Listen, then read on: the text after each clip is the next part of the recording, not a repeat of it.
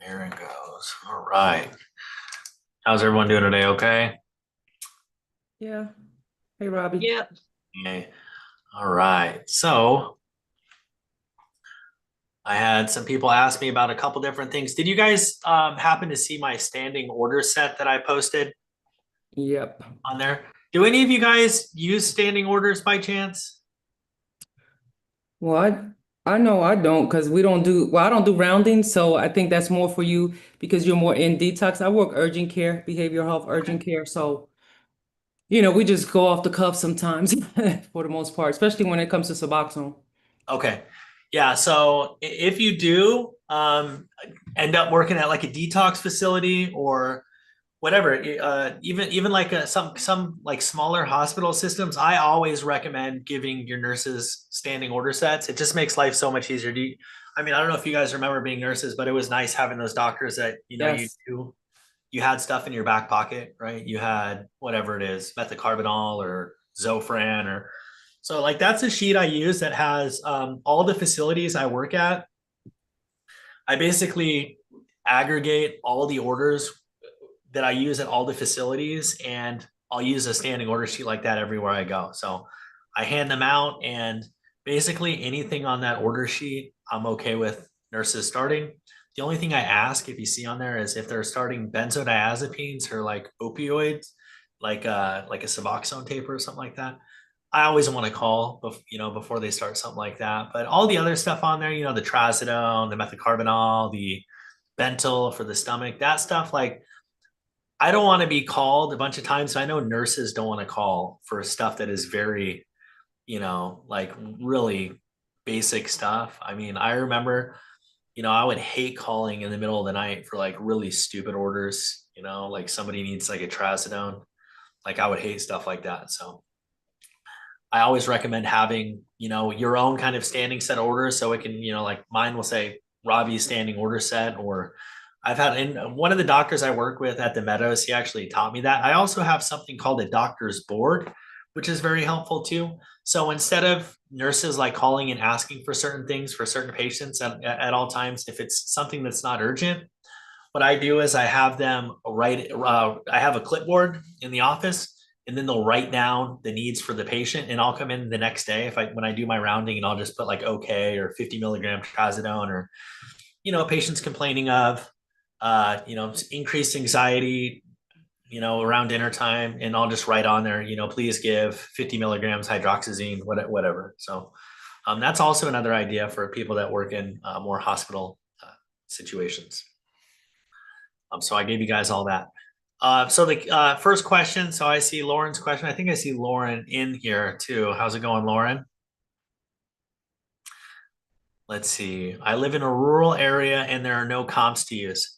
So what I always suggest is look at and I give you guys fee schedules. If you look through some of my like billing stuff, there's fee schedules that are available to you. Um, what I always say is try to stay around what a insurance fee schedule would be.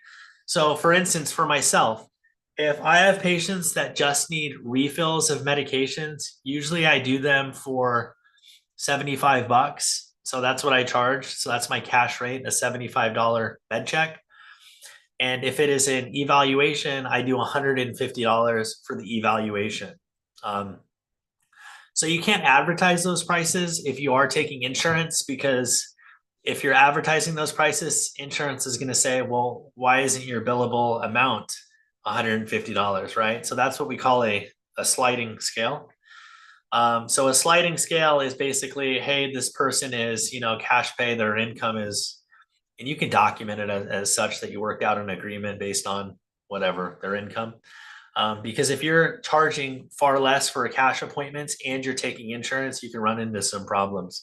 Because if you're charging $150 for a cash pay eval, insurance is going to say, why are you billing us $500, right? So you got to be careful not to advertise your cash rates. So like I don't put them on my site generally, or I'll put sliding scale offered and then I'll put the cash rates, which means, hey, these are my sliding scale cash rates.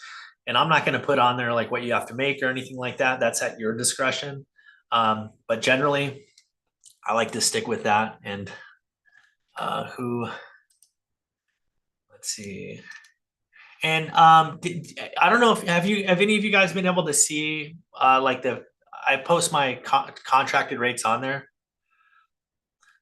I post actual contracts on there. So you should be able to see like my rates on there. So I give you some contracts. It should be under the billing page. Let's see. I think I did see that.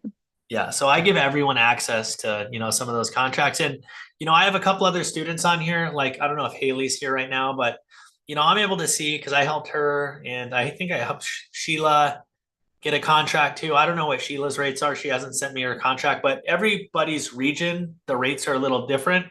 But they're not that much different. So for instance, I think when I looked at Haley's rates for Aetna, they were about 10% more than Arizona, which makes sense because California, the tax is like, obviously it's a lot more than Arizona. So that checks out. I did get a letter from Aetna and Blue Cross though that they're actually dropping reimbursements, which is kind of BS. So they went down about 8%, which is crappy. I was like super jazzed that I got a 4% increase from Aetna. I think I posted it on here a few weeks ago. They offered me actually maybe it was 2. I don't remember what it was, but anyway, they sent a letter out the next week saying, "Hey, our fee schedule went down," right? Which sucks. So what you get, I haven't gotten any. Hopefully, that's just you. yeah, they'll tell. Well, no, it's not me. It's the whole region. Okay, I didn't get any letter. All So right. I Well, think it's here's how. actually going to be across the board everywhere because they're trying to match Medicare and Medicaid rates. Well, they're lower than Medicare now. Right. Yikes. Which is yikes. Yes, I know. So I got the Medicare. Actually, you know what? Do I got that? Maybe I got it right here. No, maybe it's out in my living room. Robbie, while you're talking, when you get a chance, I watched one of your videos and you were talking about account management plan that has to be done quarterly, but I tried to look for that document because I think you told the people that you were doing that meeting with that they will be able to see it, but I didn't get to see it. Let's see. Account. I think I posted it. Let's see. Let me pull open my tax folder here because I keep everything pretty organized here. And let me see, I'll throw it right there for you. Your reimbursable plan. Good. And what I'm going to do is I'm just going to throw a copy in here of mine and then you can, oops. I don't want a screenshot. Here we go. Let's get out of that. Okay. There we go. Here, I'll share it with you right now. Let's go to file, my computer, desktop. We'll go to tax account right here. And here I will give you a copy here. Let's see here. Reimbursable plan. Here's a PDF. So let's see. I'm going to throw it up real quick. There it is. Thanks, And Robbie. what I'll do is, here, I'll go over it real quick if you want, just so you can kind of see it real quick. Let's go to share. We'll go to this there. All right. You got that? See that screen? All right. So this is what a account reimburse, we call it an account management plan. Okay. So essentially, instead of deducting things on your taxes, what happens is you write yourself a check, which is much better than a deduction, right? Because a deduction just comes off of your income, whereas a check, right, is a lot different. So you can totally do this. It's a little different than a deduction, but that's what I do. I'll show you what an invoice looks like. And you got to do them every quarter. You can't go back. Like you can't do them at the end of the year and stuff like that. I don't know why you can't do that. Let's see. But is this for an S Corp or right? This is an S Corp, correct. Okay. So, but it's an S Corp treated as it's an individually owned S Corp. So it's not like that big of a difference. So you see this right here, this is this quarter for mileage for me, right? And I just paid it 7/8. You see that? I just paid myself 10 days ago. But basically I take my mileage, for the quarter, 4/2 to 7/1, 70 cents a mile. I drove almost 8,000 miles in my Tessie, which has got like 200,000 miles on it, right? From hitting hospital to hospital to hospital. And then what I do is I write myself a check, right? So I wired myself money from my business account to my personal account, and that's tax free, right? Because it's a reimbursement. You don't pay tax on it. That's the benefit of an account management plan. And I do the same thing with my costs of my home. So I'll show you that as well. So my office reimbursement here, I'll share that screen with you. So it's a great way to save a whole lot of money. It really is. So you see this? This is my home. This is my home, right? So I have my HOA, internet, electricity. Look at that electricity bill. It's stupid, right? It's $1,000 a month in Arizona. It's ridiculous. But anyway, I use 10% because that's the square footage of my office relative to my house. So I write off all the expenses, 10%, relative to the square footage of my house. So my internet, my cable, interest on my home, which is huge, right? So my mortgage is like, so I have like I don't know, it's like a $900,000, $800,000 mortgage. So if you could think about it, the first 20 years you're paying your house, it's like mostly interest, right? We know that. You don't even start paying the principal until way down the road. So a lot of that's interest. So, this quarter, just for office expenses, I get to write myself a check, right? For $1,926. And then the 6,000 for the gas or whatever it was. I think it was 5,500, right? So that's 65, that's $7,000, right? You just gotta document it And this is done quarterly. And you, quarterly. See that Q2 up there? uh, It says it at the top of the yeah, document. I see it. But when you say like when you have creative, is that Next. right? So are you the employee and that's why you're giving the check to you or how? Because you know what I mean, paid to the order of. Yep. So this is coming from the employer to Correct. me, the employee, right? Okay. Employer to employee, right? It'd be the same thing if I'm working for Joe Schmo at the hospital system. Say I'm working for Banner Hospital and I'm a contractor and I submit my invoices. Hey, here's all the money I spent driving my car and all that kind of stuff. Okay, here's a check. So when you get paid that money, when it's reimbursed money, that means that it's not subject to taxes at all, zero taxes, right? So it's a lot better than saying, hey, I have $300,000 in income. I'm going to take these deductions, right? Because all it does is reduce your taxable income. It's like a write-off versus a credit. What's better, right? A credit's better because a credit's not contingent on income, right? A credit's not contingent on, well, some of them are, but these are not contingent on anything. So you get this no matter what. So my recommendation is if you have a home, is your LLC at your house? No, but I watched your video when you were with someone and you were saying that you can't, you can't use your own house if it's not an LLC and say you're driving to your business and use that. You will have to like make like Good, another location of good, your home to be that LLC. So then it good, would make sense. So good. my question to you is the creative, sorry, my screen is, my glasses. Creative is you own it, but you are working for yourself technically, but the Correct. company. Gotcha. Yep. Okay.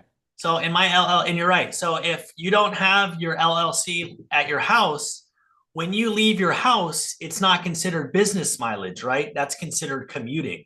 Commuting is not reimbursable because commuting is not business expense, right? When you have your LLC at your home and you drive to another location to see patients or the post office or wherever you're going, once you leave your house, right, it's not commuting, it's business mileage, right? So that's why I have my LLC at my house. And you can have your LLC license, you can have multiple locations, right? McDonald's, how many locations do they have? You know what I mean? You can have multiple business listings, right? You don't have to have one business listing. You can have your home, you can have your office, so you can have your LLC listed at several different locations. Lauren, here, I'll show you right there. I'll share that with you. Let's see here.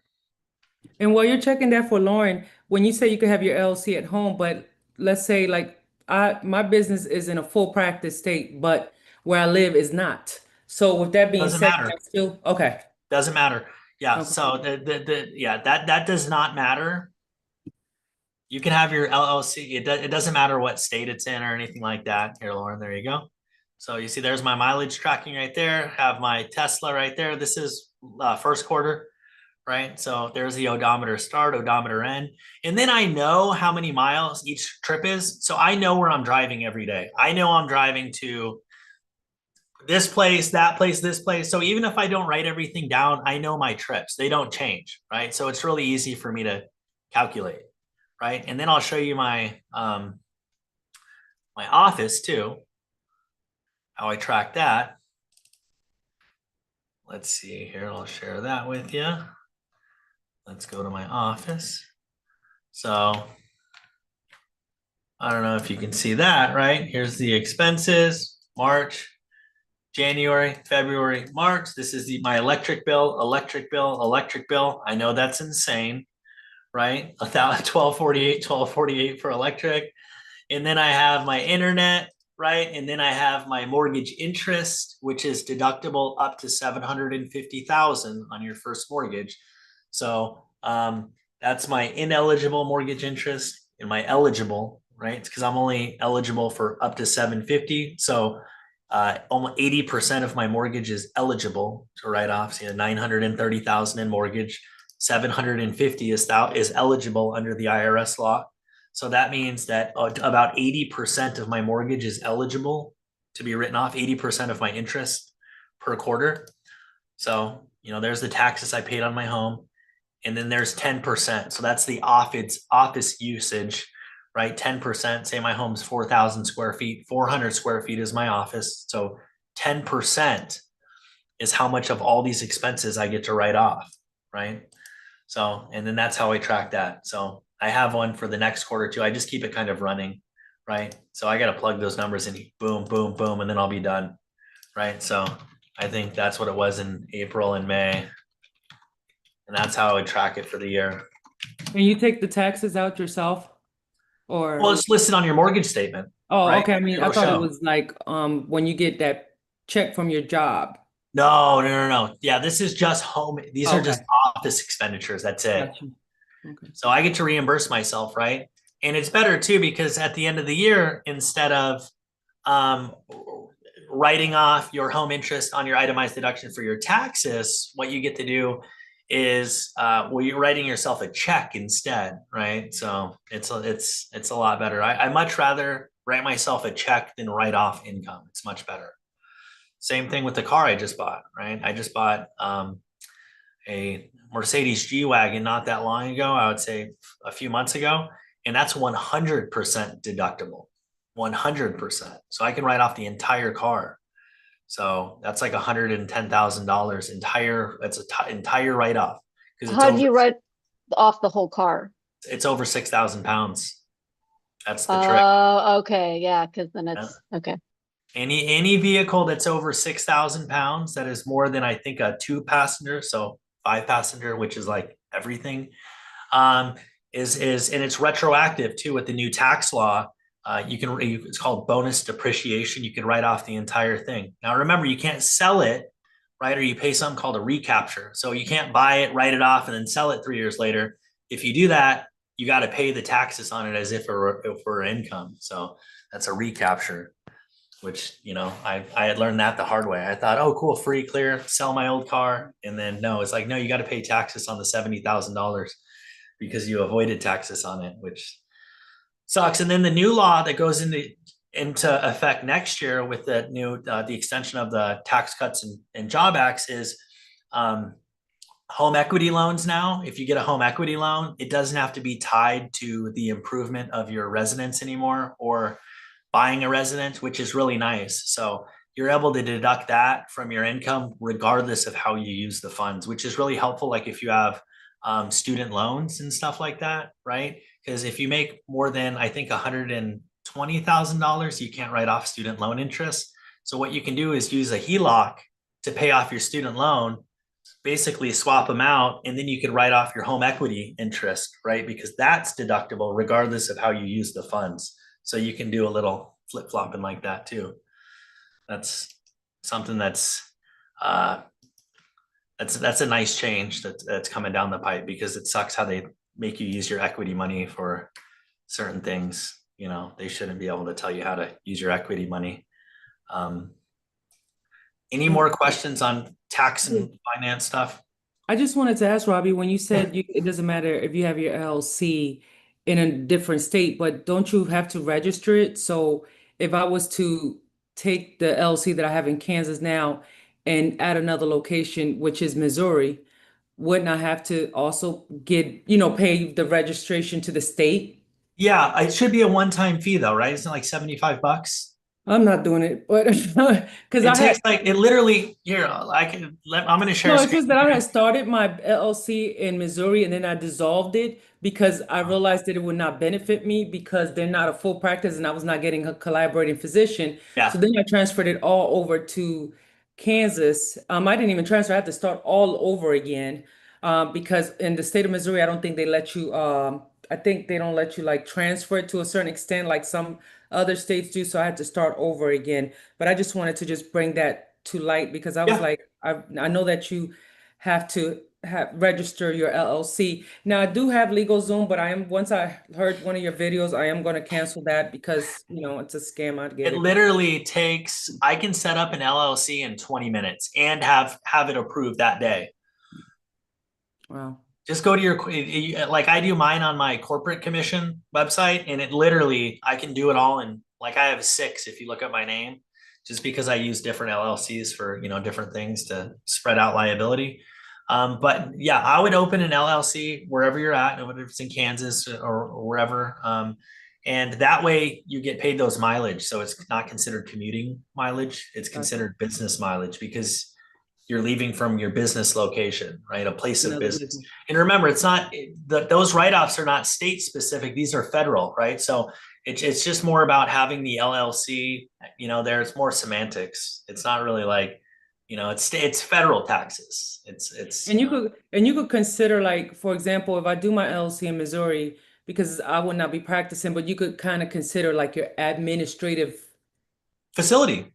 Thank you. Just Okay. like McDonald's or, people have hundreds of like law firms. They may have 100 offices.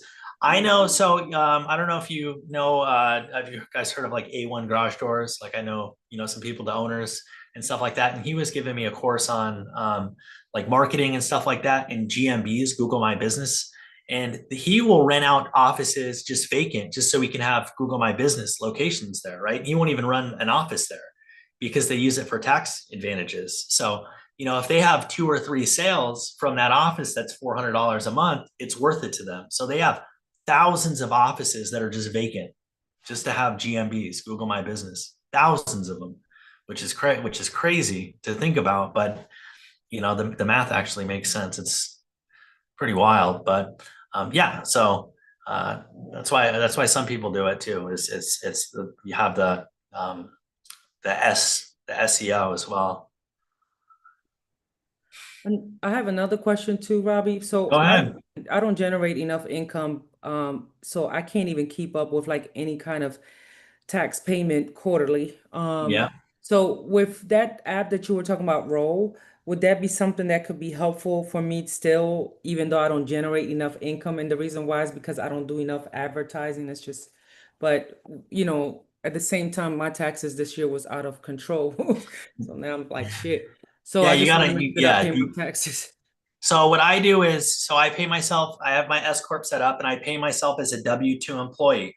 So my taxes comes out of my check automatically, right? So it just comes out and it goes to the IRS, right? Most of it. So that's how I kind of have it set up. Have I shown you what the app looks like or no? No, I think you just mentioned it, but you generate enough for S Corp because your video also says that you need to be making a certain amount to transition to S Corp. They say 200 to 300,000 is where you kind of want to be. I don't know. Let's see here.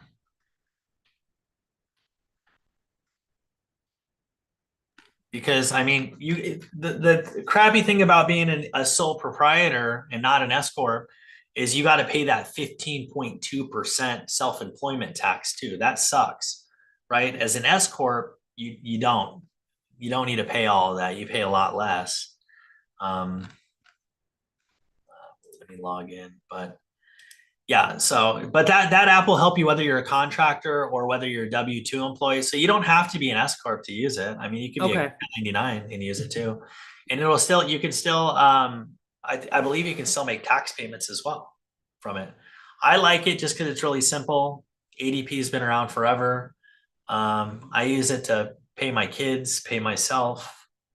Um, and then I have an accountant too. So I have an accountant that hell, I can't keep up with all this stuff. You know, I just tell them what I want to do and what I've read, what I've learned, and then they kind of implement it. So, you know, they move money around and do all that kind of stuff for me now. How did you find your accountant? Yeah, so I found my accountant actually through a real estate investor that I know that I met in a networking group. His name is it's called Alice Accounting. It's great. Okay, so I pay it's $600 a month, so it's expensive, but it's concierge accounting. So everything's done for me. Like my taxes are paid, money's moving out of my accounts to different accounts. Like I don't have to do anything because I used to spend like hours every week trying to figure out, what I'm spending here, what's deductible, what's not. So it's really, if they have a question, they'll just email me, hey, what was this $240 Amex charge for? It doesn't list it on there. But for $600 a month and having no headache, it's worth it. Because usually it's like $2,500 to file your business taxes anyway if you pay an accountant.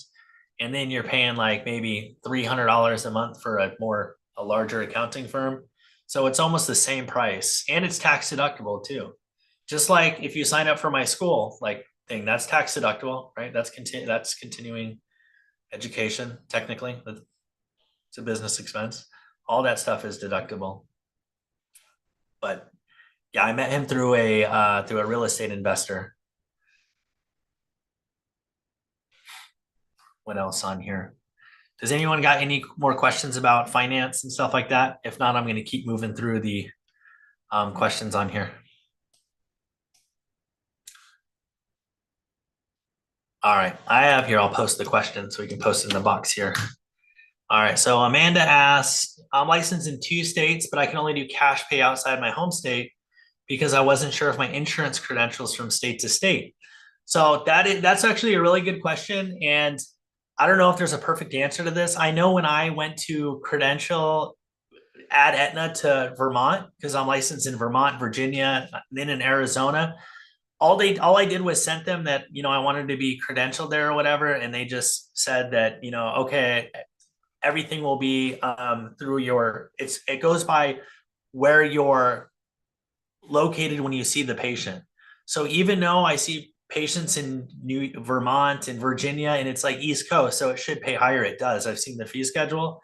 I get paid by my Arizona rate, and I never needed to be credentialed in those other states. It carries with the large plans. The only difference is some of the smaller plans are state specific. But if you're talking like Aetna, Blue Cross Blue Shield is always billed to your local, so you don't get credentialed in Blue Cross Blue Shield of like New York or Empire. Like if you're Arizona, it's Blue Cross Blue Shield Arizona, and on the back of every Blue Cross card, it'll say providers submit claims to your local Blue Cross plan. So no matter where these Blue Cross patients are, it goes to the local plan. So it's where the provider is for Blue Cross, and they're very specific about it, about the credentialing. So if they're a Blue Care, if it's a Blue Care Anywhere, which means the back of the card says submit to your local plan, you don't need to be credentialed in other states, to the best of my knowledge, which I've been doing it for a long time.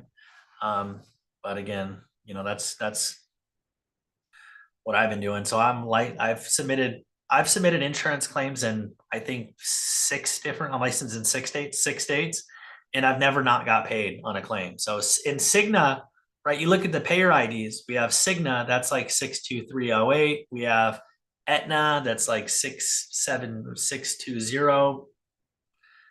67898. I can't think of all the payer IDs, but you can tell that a lot of them are the same wherever they are. The only ones that are different are Blue Cross Blue Shield. Those are the only different payer IDs. So it'll be different in each state. And that's where that's where people get confused. But Aetna, it's the same payer ID, no matter where you're at. Cigna, same payer ID. So no matter where you are, it's going to get priced at the state you're contracted in. That's just how it is. So, yeah, you can see patients in other states. You don't need to be contracted in those other states.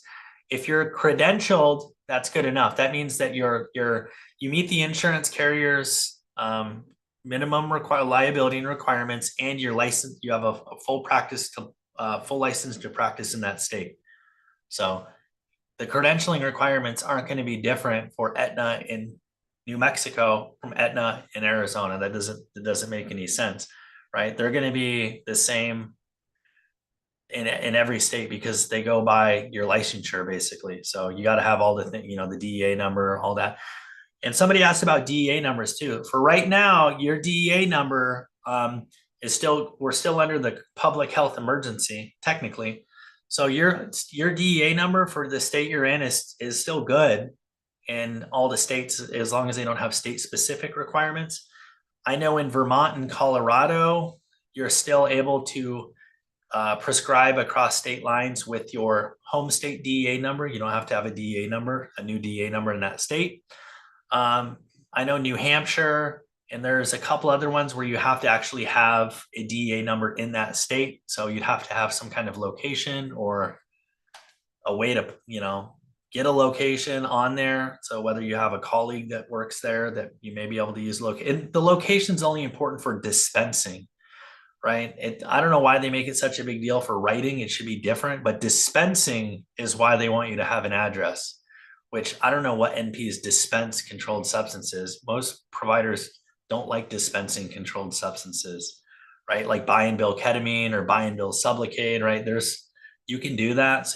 Or buy and bill Suboxone or whatever it is, but the address is important for dispensing. It's not that important for writing an e-script, right? Because you're not going to have a controlled substance in your hand. So you can't divert, right? Any questions on that at all about state lines? I got my Wi-Fi got disconnected, so I didn't really get to hear what was the first part of the question or. Can you accept insurance from different states? That was a good question because I wanted to ask you about that Medicaid. So, like, I'll have a patient from Missouri wanting to see me over in Kansas, and I turn them down because I'm credentialed with both states, but of course, because Missouri is not independent, I'm under my provider slash employer, where in the state of Kansas, it's me, I'm credentialed with Medicaid. So I normally turn people down from Missouri because I know that most likely I won't get reimbursed. You can, so I'm on Medicaid in Vermont and in Colorado. So you can still apply to Medicaid. You don't have to be located in that state. So some states, there's probably some outliers that require it, but I know there are states where you can join their Medicaid program and see clients, and you don't have to be a resident in their state.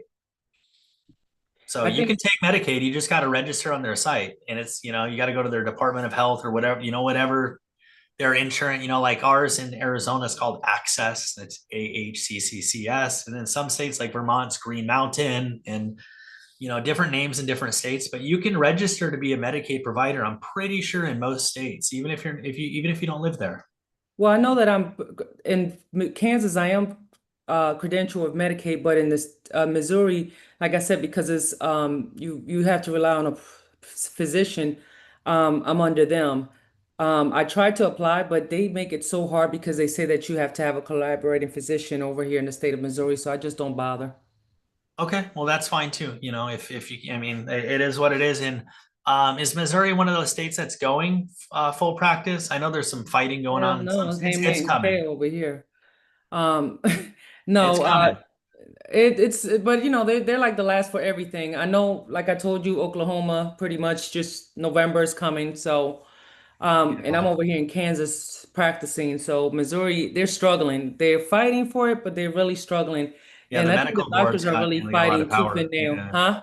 Yeah, and the part that's crazy to me is a lot of these. So I meet a lot of students, because I'm a teacher, so I teach at University of Phoenix, and I teach at some other places, and I meet these students that they'll have, and some of them are FNPs. They're coming back to get their NP license. A lot of them are like, yeah, I've never even met my collaborating physician. I just send them the $2,000 a month. And I'm like, what are they fighting for? Are they fighting for that check in the mail? But they'll get online and say, hey, we're fighting because we want oversight. We want to be able to make sure that our patients are safe. I'm like, really? Like I have students that never even met their collaborating physician. They make sure to hit you up when they need that check, but really how much oversight are they providing?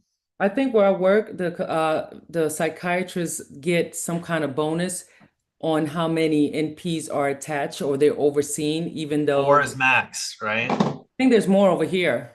Can they? I know. I think Yeah. in California it's four NPs, four PAs. No, I think here is more than that. And so they Yeah. get bonuses for that. So I think they just don't want to give that up. So, Yeah, yeah. If they have six, and they're making 2 grand a month, that's half their income. And I think with you, Robbie, you have a better luck over in Arizona, in the sense of being able to, I guess, branch out and do the things that you're doing. Because here, even in the state of Missouri, like the psychiatrists have it on lockdown, like to go to places and be able to, like you said, like do Round. rounding or, or maybe a sober living, like they tend to be like right there being the providers and stuff like that. So it's a challenge. Yeah. I think once you get in good graces with one or two treatment centers, and look at drug and alcohol treatment centers, like, that's where I really found like my home, and your name will get out there if you provide good care. Right. So I have places left and right that want me to, come in and, they'll have a 10-bed. A lot of residential treatment centers in Arizona are 10-bed residential treatment centers. So, you scoop up a couple of those, and I always try to uh, negotiate for my time. My time is the most valuable thing to me. It should be the most valuable thing to you too.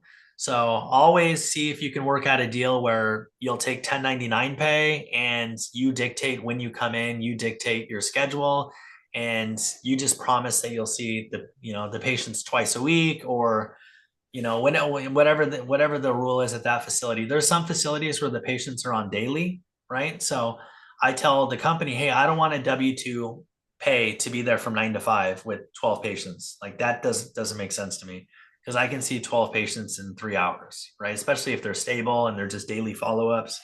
They're not that complicated. I don't want to be there for 8 hours.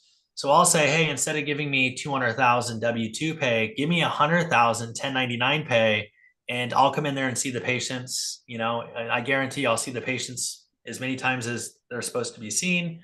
Same with whatever's in the W-2 agreement. And, you get back your time. That's the trade-off. So getting stuck somewhere is like the worst thing for a provider, especially like $150,000 salary and you're stuck there for 8 hours. Like that sucks. I did take your advice. I did email a couple of different companies or organizations. Of Yep. course, no responses, but hey, at least I tried. But I did get a call back from at least one that just does children as like a house, Yeah. Yeah, exactly. houses children. And so evidently they told me that they only have a psychiatrist. That the kids pretty much already have a psychiatrist. Right. But a glimmer of light is that I was able to speak to the executive director, and Okay. he said, send me an email. So I'm about to work with ChatGPT. Send me an Okay. email, so I could come to the board and offer them something, for example, kids that come through that need a bridge because they were released from the hospital or something like Oh, great that. idea. And then I will bill the insurance, because a lot of what they do is they depend on the parents paying, but then they'll bill because they used to have a nurse practitioner that used to come in and like see the kids to try Exactly. to avoid going to the hospital, but they used to do primary and psychiatry. I'm not doing both, okay? And so the parents were not paying that NP, so the NP had quit. So they haven't had an MP for a year, and they haven't had a lot of incidents. But he said one of the things that could possibly be helpful for them is to have someone as myself to kind of bridge for those kind of kids that come out of the hospital and haven't been able to get established. So I have to email him something that he could present to the board in hopes that they could use my services, and then I could bill the kids' insurance. Here's a good idea too. And I've taken this approach. I will go to houses and see kids too, like the residential treatment center. There's one, and what I do is, if I know it's insurance heavy, which is most of them are, because not everyone's got $20,000 a month to put someone in a residential. I say, hey, in exchange for me seeing your insurance clients, I'll see your cash base for free, right? So like, hey, let me come to your residential. I'll see the clients. I bill out on my own, right? So I'm billing a 99223, so that's a home visit, right? Or a 992. I think it's a 99233, right? Throw that in Google real quick. I think that's right. Let me just check 99233. Isn't that therapy? No, No, no. that's a 90833. Oh, okay. Right. I'm like, So that's an inpatient level of care. What's the bill code I usually use for the houses? Let me look. Is it a not? Wait, hold on. 99349. 99349. There you go. So throw in 99349 into Google and see what pops up. So that's actually paid a lot higher too than a 99214. That's a level 4 home visit or 99349. 99349. Yeah. So if you go to a house or a residential where they're living in treatment center, that's what you bill. And you can do an add-on therapy code too. So you could do a 99349 and a 90833. That's okay. You could do that. I do that every time. Right. So what I tell some of these residentials is, if they have a 10-bed residential, hey, I'll come in there, I'll see your patients, I'll bill out for it. It's totally allowable. It doesn't mess up your per diem rate or anything like that. That's a bunch of hogwash. But I'll see your cash pays for free, right? So basically they don't lose anything. They don't have to pay you, right? Because you're taking a risk with the insurance. As long as you got to make sure that you're in network with most of the insurances, obviously. But if they're a residential that takes all commercials, you should be fine because you take all commercials, right? So it's, Aetna, Cigna, those. So that's a good way to, pitch it too, because they don't have to pay anything. You just tell them you'll come in there, you'll see the patients, you'll bill out, right? That's a huge win for a treatment center. They're basically getting a site provider for free. Okay. And you said that 99349 is any code, is the code that you go into the residential. Yep. Any like a home or residential treatment center, that's a 99349. If it's a inpatient, so locked doors, right? So that's a little different. That's where you use the 99233. Right. So that's like that's like locked doors, or that's like a commercial building. Gotcha. Right. Okay. And it's POS. POS 12? 12. Okay. Thanks. Let me see. I think it is. Yeah, I see it. Is that right? Was that right? Yes. Yes. Cool. Yeah, POS 12. You're right. And then the other one is, I don't remember, POS 57 for the 99233. Okay, thanks. Yeah. And one question I did want to ask you, the G code that you were talking about with the Suboxone? Yep. G50, G87, G88. Yep. So when you're using for the Suboxone, the first time that you see them, you just use the 87. You could only use it once Yep. in a It's life. initial. It's initial. Huh? It's initial. Okay. And then the 88, you can use it each and every time? Every month. Oh, every month. It's a monthly bundle, right? And you don't have to see the be patient every certified. week. No, you don't have to be certified. That's considered an outpatient. Remember, only Blue Cross and Aetna. Okay. Okay. Blue Cross, Aetna. If you're seeing opioid patients, G2087, G2088, they pay about $400. I wonder does my job use it? I don't know. I'm not going They to tell probably don't. Most places don't know about these and I ain't codes. telling them. Shit, damn. Most places bill 99213, which is like a ridiculous downcoding mistake. That's what I bill because that's what they tell us to bill. Which is stupid. They don't know what they're doing. I'm not saying anything. Yeah, don't. It's not your prerogative to. Like, unless you're getting a cut of it, unless you're getting 20% of their billables, and then it's worth it. But if they're, you're not doing yourself any favors. Right? I know you're a company woman, but I ain't that damn company. What service are you providing with these codes? So the G2087, G28, so that if you look it up, that is called it's an opioid outpatient visit, which includes 70 minutes for month 1, which includes, remember, all your non-face-to-face time is included. So that is your documentation, your whatever you do on your Suboxone appointments. Giving them a little insight-oriented therapy, maybe a little CBT, maybe talking about Suboxone dosages, talking about AA, talking about relapse prevention. It's just a bundle. We call it a bundle. So it doesn't include meds though, right? It's everything outside the medication that you would do for a Suboxone appointment.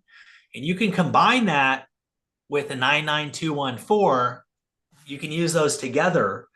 But you got to make sure that you've seen what a claim form looks like, Lauren, with the little check boxes on there. If you want to use the G2087 and your 99214, you have to make sure if you have the opioid diagnoses and let's just say an anxiety diagnosis on there, that your opioid diagnoses is checked to the same box as your G code. You can't have it checked to the anxiety code too, right? Or it'll screw up your claim. You can only have, so you basically have the G code checked to the opioid code and then have your like anxiety code checked to the 99214. You can't have them both checked together. It's a little trick I learned too, but you can get those, you can get those codes covered separately in the same claim form, same day. And you're saying that's primarily with Blue Cross And Aetna. and Aetna, okay. Yeah, Blue Cross and Aetna. The other two insurance payers don't cover that code, which is, well, Optum, they don't like to cover anything. They're sons of, guns. But can you use it with the 99204 as well, or it has to be Yeah, you can. Yep. 99214? You got to make sure that those codes though have different diagnoses, indicators, and checkboxes on that claim form. That's the biggest thing. Thanks. And remember, if insurance cancels out a CPT code, which one do they cancel out? They cancel out the higher paying one. Okay, that's just how, obviously, that's how they work. Okay, it doesn't matter if one of them is more right. They just say, hey, let's cancel the higher paying, code. I don't know why they do that, but I have a question about credentialing. Yep. It feels like a lot. I pulled up the app for Blue Cross in Oregon and it was like 15 pages. And so like halfway through I lost steam and I was like, why wouldn't I pay somebody to do this? Like, I don't want to do this. Yeah. So Does it get easier? Because it was asking for like it wanted my BLS certification and I was like, is this real? yeah, that's weird. For Blue Cross, that's on their actual website. It's Regions here, but it is Blue Cross Blue Shield, yeah. Yeah. It was 15 pages and they wanted, like I said, I made it halfway through and then I was like, I don't know if I'm Well, then gonna you do put your this. husband to fill out the other half. Yeah, I know they're a pain in the butt, but they make it like that on purpose because a lot of people, they do exactly what you did. They lose. Okay. They lose. And Lauren, steam. I would not recommend. I paid somebody to do my credentialing. They eventually got it done, but I had to be on their ass sometimes about certain things because they could submit that stuff, but sometimes there's errors, and if they don't stay on top of it, you'll go months and months, and you're wondering why. I haven't got a phone call. I haven't got a Right. And then you call, and then they're like, oh, this was submitted wrong. So then I'm emailing them. So Okay. even though I've got credentialed, but I did some of the work, I don't get a discount for that. So, I think the most important thing, which Robbie said before, just make sure your CAQH is all There you updated with go. all That's the the most information you important need. thing. It is. And once you have that, that will make it easier because you need the BLS, they need the DA, all of that you submit it in that CAQH, which they look at. And not only that, I've heard a lot of horror stories from other people that were not as lucky as I was, as far as how much they paid to get credentialed and how they were stiffed and stuck with having to do it themselves. I was lucky enough that even though I did kind of not chase her all the time, but a little bit, but she didn't charge me that much. And, I was able to get it done, but I still had to do some legwork. So, just be mindful that I promise you can do it. If Aetna's contract takes like 10 minutes to fill out. I filled it out with all you. Who did I fill it out with? I filled it out with Sheila. Who else? Sheila, yeah. Bazooka. We all filled it out together. And like, you guys all got contracts back already, right?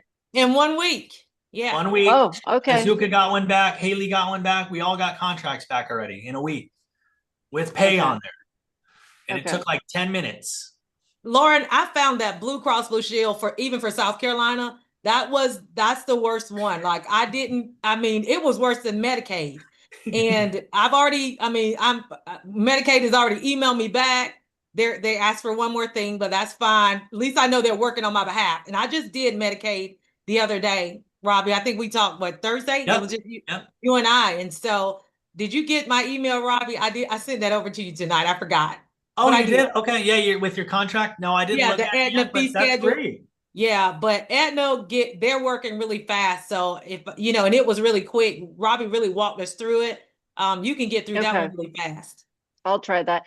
My local Medicaid closed to private practice That's bull. applicants. That's bull. I'm being recorded. That's No, bullshit. I get it because I also work at the CMH, and it's because they're trying to push people into CMH because nobody wants to work at the CMHs in Oregon because they're They cannot, especially if they're federal, if it's federal funds, they cannot create a barrier to care, and they cannot reduce patient choice. So I So fought what- that fight in Arizona. okay. I was gonna appeal it because that's like probably 50% of my county is Medicaid, if Yeah, not so I more. fought that, and I actually, yeah, I hired a lawyer and everything because what it Okay. does is it creates an artificial barrier Yeah. to care. It does. So that's a barrier to care. And then what it does is it gives corporations control of medicine because instead of a provider getting reimbursed, the company gets the money and then they decide how much you get, right? That's bullshit.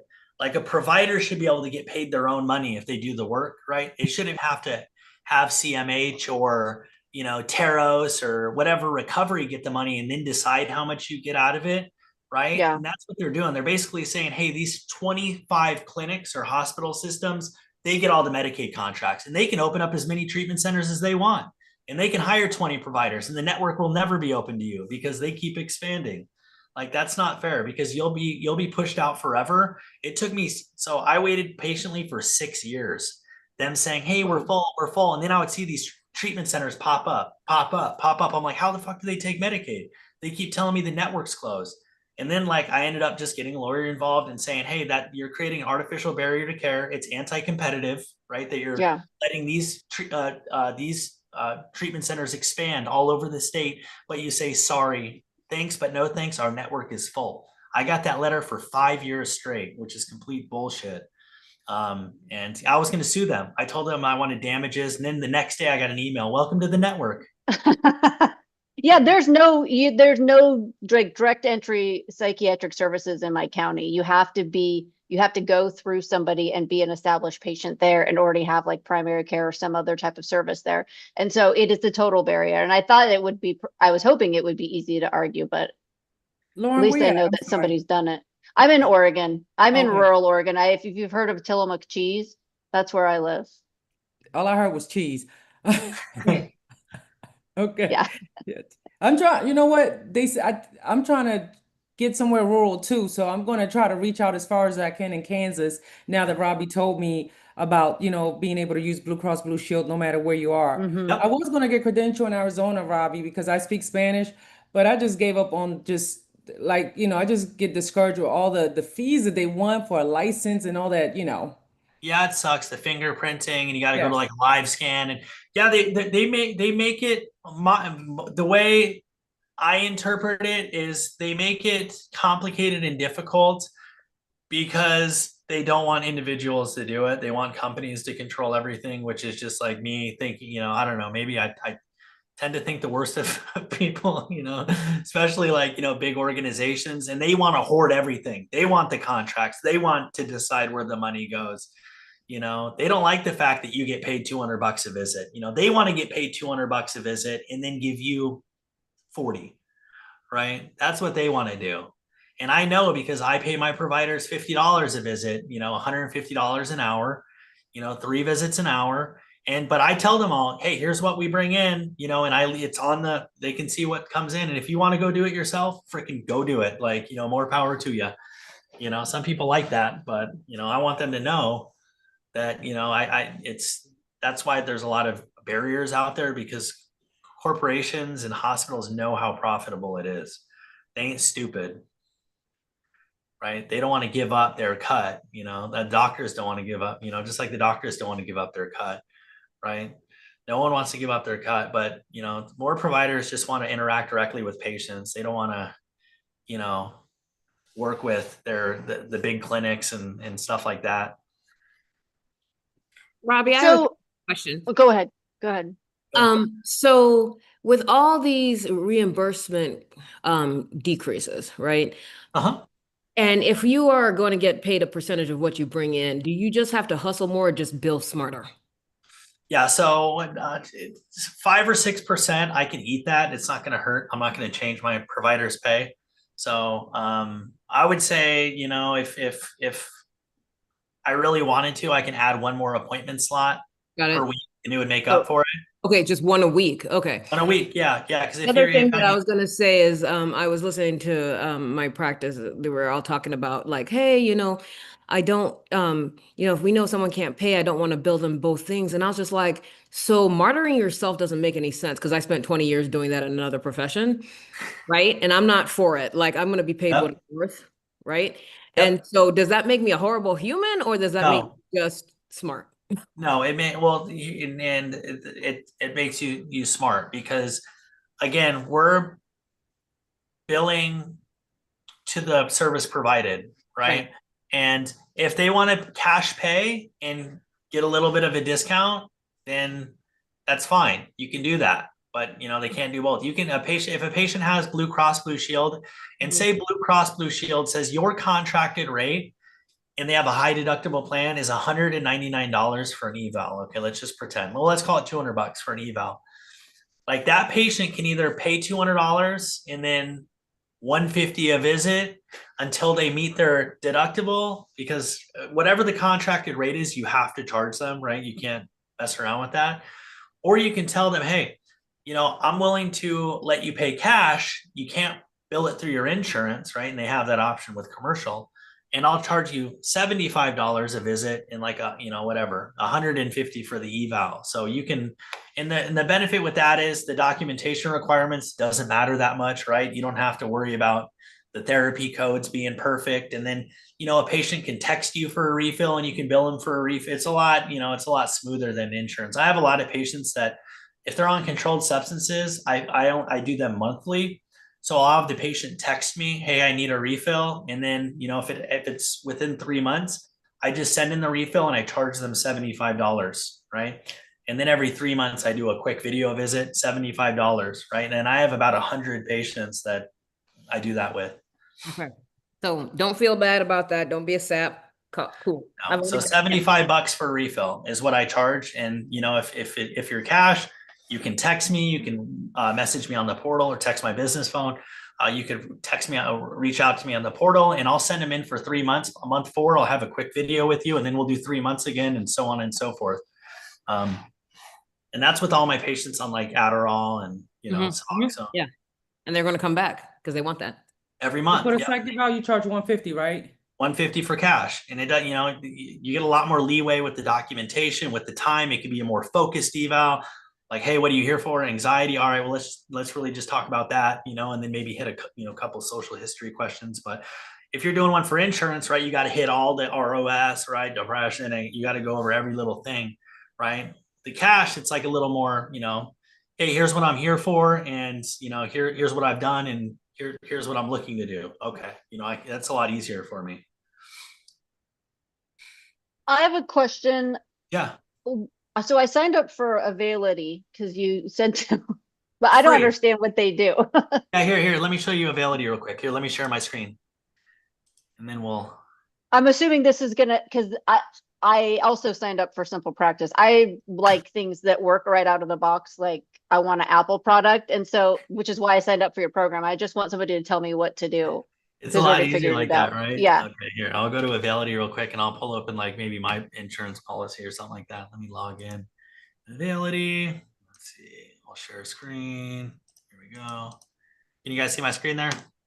Mm-hmm. Okay. Come on, my code here. And I'll show you some cool stuff real quick. 3, 2, 1. Oops. So there's lots of cool stuff on Availity. For one, you can do VOBs, and I'll show you that. For two, what I love is you also have a, I know I'm going fast here. Hold on. Your fee schedule listing. See there? So let's just say I go to my, Aetna fee schedule here. Here's Aetna.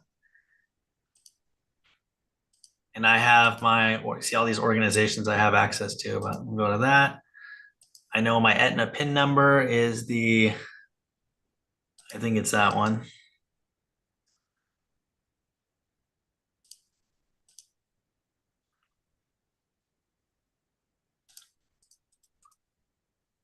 Actually, let's just do.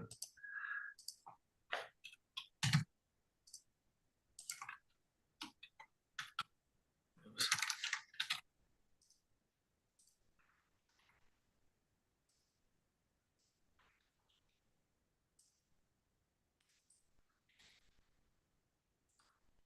See how it gives you my fee schedule there? So I'm able to see there's an opioid code, right? 371. Right? That's for a subsequent month. Oh, wow. Right? So I'm able to see what I get paid. And like, say if I do a 99214, let me go back real quick. I'll throw a 99214 on there. Here's my normal, oops. Here we'll do this 99214. And then let me delete this one. And then we'll do a 99233. And then we'll also do the one I told you, the 99349. That's a home visit. Let's look at what those look like real quick here. So there's the therapy code, 84 bucks, right? That's what I get. And then for a 99214, that's my pay for a 99214 right there. See that? 111. So what is that? 195 bucks for a visit. So all those people on TikTok that are saying you don't get paid that much for a 30-minute visit. Yeah, you do. Okay. You don't know what you're talking about. That's my rate. That's what I get paid. If you go to an inpatient hospital and you see someone, right, that's a level 4 visit right there for an inpatient, 107. And if you do a home visit, which are my favorite, check these out. And I do these all the time. 132. That's great. Plus your 90833. So you're looking at what? That's 100. What is that? I don't know. 210, 12 bucks. Yeah. 200. The home, does it? Okay, so this is maybe technical. I work with the unhoused population a lot. So if they don't have a house, but you're seeing them in the community, does that count as a home visit? Okay. Home or respite. It's just you're not at an office. You're not at a facility. Okay. Right. That's perfect. Yeah. So that's what that 99349 is for, right? And those pay very well. So you're able to see your fee schedule. If I wanted to, let me unshare my screen real quick just for a minute. Because I don't want anyone's eligibility to pop up here on accident here. Because I've had that happen and then I don't want to, I just delete the whole video because I don't want to mess around with trying to figure out how to delete it. Okay, let's see here. Okay, cool. Let's do a share here. So let's share my screen. Okay, so you see, if you go to patient registration and then eligibility, you can look at eligibility too. So if I want to do, let's just look at my, let me see if I can pull open my United Healthcare plan. I'll check my own eligibility here. Where is United. this information coming from? Is this coming from the insurance company? Yep. Availability Okay. aggregates everything. So you can log into all your Okay. portals if you want, which is kind of a Okay. pain in the booty. Let's just run one insurance check here and I'll show you so you can kind of see how it works. I love availability. You can change your region at the top too. Say I'm seeing patients in Vermont, right? I need to change it to Vermont. If I'm seeing patients in Missouri, I'll change it to Missouri. If I'm seeing patients in Arizona, I'll have Arizona marked, of course. But let me see here. So now that I'm registered with them, once I start getting paneled with insurance, that will all start automatically, or do I have to make them talk and connect? Nope, it'll happen automatically. Okay. Yep, all you need is your Availity account. That's all. So let's see Okay. here. I'm pulling up my insurance number real quick. We'll try it out. No, I don't want to recap of my shitty plan that I pay $900 a month for that doesn't cover anything. That's okay. All I have is like catastrophic because most of the time I just see people that I know. Mhm. It's a lot easier. So let's see here. I am going to look up a United Healthcare. So here is, where is United or Optum? I think they have Optum on here. They better.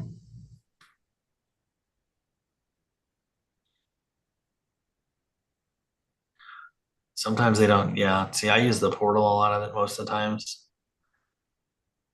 They don't have Optum on here. That's crazy. They have Aetna, they have Blue Cross. I guess I can't give you an example.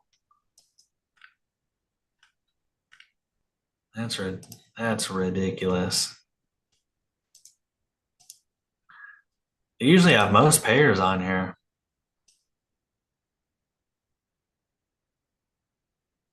I guess not. I guess there's no Optum on here unless you pay for it. But they have Aetna, Blue Cross. What are the other big ones? Is it Cigna? Cigna. Yeah. I guess there's no Optum. See, they make it they make it confusing sometimes. Which is, you know, what they do. But availability is nice because it does got the fee schedules. You can submit claims on here if you want to. You can look at some of the policies. In what state did you say you were in, Lauren? You were Oregon? Yeah, I'm in Oregon. So if I went to like Oregon and I went to my payer spaces and I went to Blue Cross, it's not Florida. Is it Premera technically? It's Regents. Regents. So here's Regents, Oregon, right? There's their payer spaces here. So you're able to usually like you can usually sign up on here too. And you do your PAs on here, which is Okay. nice. But a lot of times they have a lot of information that's helpful. So research your procedure codes, reimbursement schedules, right? He's probably gonna say no because I live in another state, but not in our coverage.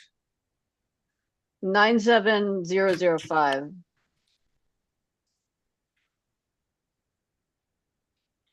Adding providers, which is cool, right? Credentialing. So you probably filled this out, right?